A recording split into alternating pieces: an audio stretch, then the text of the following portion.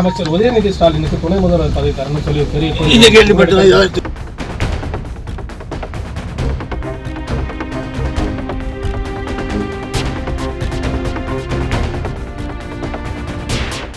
தமிழகத்தில் ஆறுகள் வந்து 5 கிலோமீட்டருக்கு ஒரு தடுப்பணை 5 கிலோமீட்டருக்கெல்லாம் யாரும் ஒரு தடுப்பணை கட்ட மாட்டான். இல்லை நீங்கள் சொல்லியிருக்கீங்க 5 கிலோமீட்டருக்கு யாரும் சொல்லிக்க மாட்டேன். உங்கள் யாருன்னா 10 கிலோ தப்பாக போடுறது.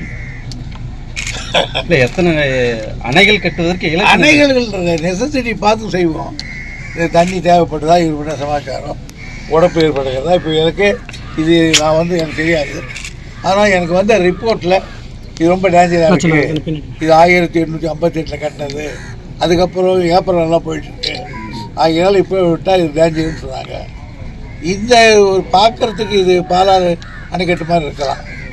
ஆனால் திருவள்ளூர் மாவட்டத்தில், செங்கல்பட்டு மாவட்டத்தில், இந்த ஊரில் காஞ்சிபுரம் மாவட்டத்தில் எல்லா இருக்கிற ஏரிகளுக்கும் தண்ணி கொடுக்குற ஒரு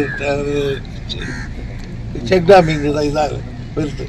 இங்கிருந்து தான் புகழ்பெற்ற கோவிந்தவாடி சேனலோ அல்லது இந்த கம்பத்தக்காலோ இது மாதிரி எல்லா சேனலும் இங்கிருந்து தான் போகுது.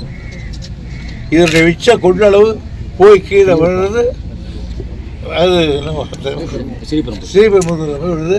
அங்கிருந்து அது மிஞ்சி போகிறாங்க செம்பரம்பாக்கம்.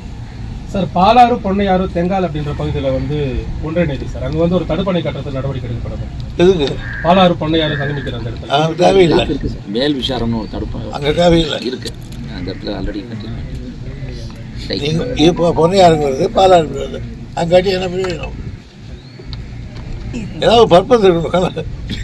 கூடுதல் காட்ட முடியுமா? தருமபுரி மாவட்டத்துக்கு காவிரி நீரை கொடுக்கணுன்றதுல யாருக்கும் மாறுபட்ட கருத்து கிடையாது. அது அரசாங்கம் முடிவு எடுத்து செய்தால் நாங்கள் எக்ஸிக்யூட் பண்ணுவோம். எங்கள் டிபார்ட்மெண்ட் அது ஓயாமல் அந்த பாதாளி மக்கள் கட்சி மணி அவர்கள் கூட சட்டமன்றத்தில் அழுத்தமாக கேட்டுக்கிட்டு இருக்கேன். சார் அமைச்சர் உதயநிதி ஸ்டாலினுக்கு துணை முதல்வர் பதவி தரணும்னு சொல்லி பெரிய இந்த கேள்விப்பட்டது தெரியும். அந்த கேள்வி பார்ப்போம். செய்திகளை உடனுக்குடன் தெரிந்து கொள்ள உடனே சப்ஸ்கிரைப் பண்ணுங்க.